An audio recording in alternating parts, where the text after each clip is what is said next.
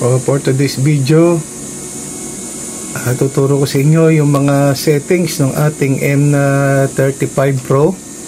So bago nyo i-install, make sure na babasahin nyo itong kasamang manual. So yung ating M35 Pro, pag binasa nyo yung manual nyan, so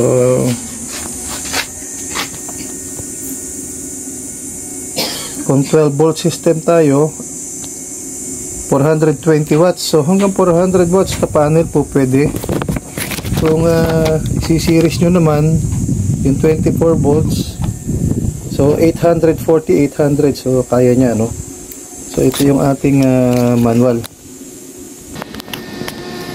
So dumako tayo sa mga buttons nya. Ang button, makikita natin pag pinindot natin itong PV, makikita natin yung watts na pumapasok dito sa ating charge controller. Actually watts and volts lang, ayan, 19 volts. Tumatakbo yung ating MPPT, charging tayo, naka 13 volts. So yun, yung mga settings, So pag pinindot naman natin itong battery, naka-indicate dyan yung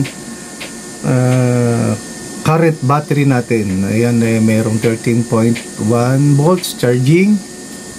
Next button, 19.8. Ito yung ating charging current. Next, device temperature. So next, calibration.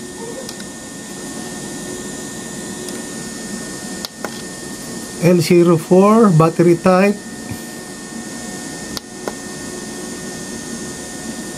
14.5 boost charging. Maka-float tayo ng 13.8. Under voltage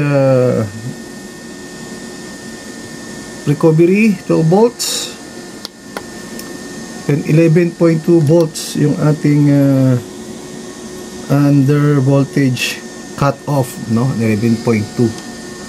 Then babalik yan ulit doon sa ating volts, magsa-cycle lang siya. Then dito naman sa set button, pag pinares natin yung set button natin, long press,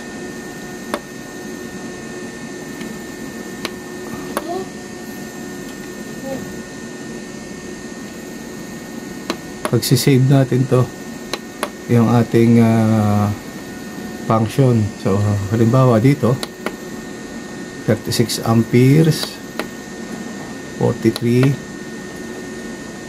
Ito po pwede nating i-calibrate, long press natin.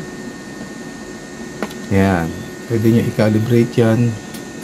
Then kung gusto nyo save nyo, press nyo lang tong set button.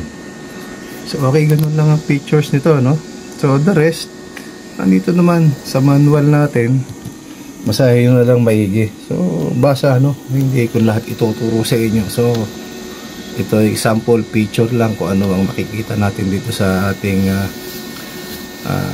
PowerMR M35 Pro. So ayan, right now ang haling tapat, nag-charge tayo ng baterya natin at 116 watts. So 200 watts yung panel natin. So talagang normally ganyan lang, hanggang sa 130 lang naman ang ating panel bifacial, hindi lang natin nalagyan doon sa ilalim ng reflectorized na kung ano yung po pwedeng pandagdag doon. Pero ganun pa man, meron akong binaback up dito. Ito 100 watts to, pinapapasok ko rin doon sa kabila. Yan, so ayan, papunta rin doon yan sa kabila. Maayuda yan doon, kaya halos 330 watts yung panel ko na yan. So yan lang. So yun, update ng PowerMR. So next, pag-uusapan natin itong ating SNAT, kung paano ang settings niya, Yan lang.